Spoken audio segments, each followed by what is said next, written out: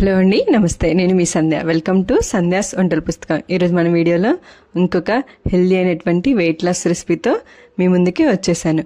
Oats తోటి ఈరోజు ఓట్స్తో మనం దోసపిండి వేసుకుంటాం కదండి, అదే దోసపిండితో ఇలా గుంత పొంగనాలను వేసుకొని ఇంకొంచెం డిఫరెంట్గా మనము ఈ బ్రేక్ఫాస్ట్ రెసిపీని వెయిట్ లాస్ అయ్యే వాళ్ళకి మంచిగా యూజ్ అవుతుంది. ఫస్ట్ టైం కనుక మన వీడియోస్ని చూసినట్లయితే మన ఛానల్ని తప్పకుండా సబ్స్క్రైబ్ చేసుకోండి. ముందుగా ఇక్కడ మనం దోసపిండికి వేసేసుకుంటున్నట్టే దోసపిండికి 2 కప్పుల వరకు ఓట్స్ని వేసేసుకొని 3/4 వరకు మినపగుండ్లని, అలాగే 1/4 కప్పు వరకు పచ్చిపప్పుని, అలాగే 1 టేబుల్ స్పూన్ వరకు మెంతుల్ని తీసేసుకొని వీటన్నిటిని ఒకసారి శుభ్రంగా కడిగేసుకోవాలి. ఇలా కడుక్కున్న తర్వాత దీనికి సరిపడా వాటర్ని పోసుకొని మనం ఒక 6 నుంచి 8 గంటల వరకు వీటిని నాననివ్వాలి. ఇలా 6 నుంచి 8 గంటల తర్వాత మనకి బాగా నానిపోయి ఉంటుంది.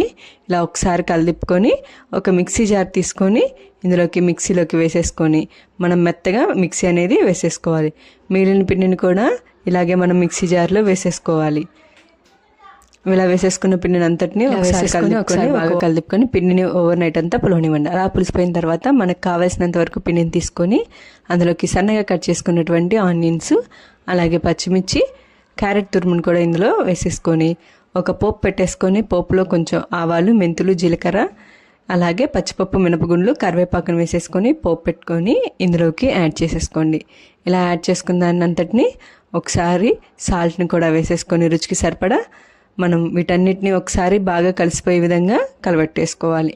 ఇలా అంతా బాగా కలిసిపోయే విధంగా మనం కలపెట్టేసుకున్న తర్వాత స్టవ్ వెలిగించుకొని స్టవ్ మీద గుంత పొంగనాలు వేసేటటువంటి పెనాన్ని మనం ఇందులో పెట్టేసుకొని పెనం అనేది కొంచెం హీట్ అయిన తర్వాత అందులోకి కొంచెంగా ఆయిల్ని వేసుకొని ఇలా అన్నిట్లోకి మనం ఆయిల్ వేసుకున్న తర్వాత 1 గంట వరకు చక్కగా ఇలాగా మనకి దాంట్లో సరిపడే మోయినంగా పిండిని అన్నిటిలోకి వేసేసుకోవాలి.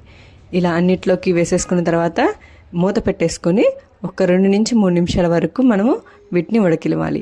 ఇలా మూత తీసేసిన తర్వాత వాటిపైన లైట్గా కొంచెం ఆయిల్ అనేది వేసేసుకొని మనకి వీటిని తిప్పుకోవటానికి వీలుగా ఏదైతే ఉంటుందో నేనైతే ఇక్కడ ఫోక్ని యూజ్ చేసి వీటిని తిప్పుకోవటానికి యూజ్ చేస్తున్నాను. మీరు కూడా ఇలాగా మీకు ఏది వీలుగా ఉంటే దాంతో ఈ పొంగనాల్ని 2 వైపులా బాగా కాలే విధంగా తిప్పుకుంటూ మనం వీటన్నిటిని బాగా కాల్చుకోవాలి. ఇలా కాలిపోయిన వాటిని మనం 2 వైపులా కాల్చేసుకొని ఇంకొక ప్లేట్లోకి తీసేసుకోవచ్చు.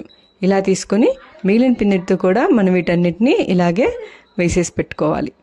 అంతేనండి, చాలా సింపుల్గా మనమే ఇంట్లో గుంత పొంగనాలని ప్రిపేర్ చేసుకోవచ్చు. వెయిట్ లాస్ అయ్యే వాళ్ళకి రెగ్యులర్గా తినేవి కాకుండా ఇలా కొంచెం డిఫరెంట్గా కూడా ట్రై చేయండి. టేస్ట్ మాత్రం చాలా బాగుంటుంది. మీరు కూడా ట్రై చేసి ఈ రెసిపీ ఎలా ఉందో నాకు కామెంట్ చేయండి. అలాగే మీకు కనుక నచ్చినట్లయితే లైక్ అండ్ షేర్ చేయటం మర్చిపోవద్దు. ఇలాంటి హెల్దీ రెసిపీస్ కోసం మన ఛానల్ని తప్పకుండా సబ్స్క్రైబ్ చేసుకోండి. Thank you for watching.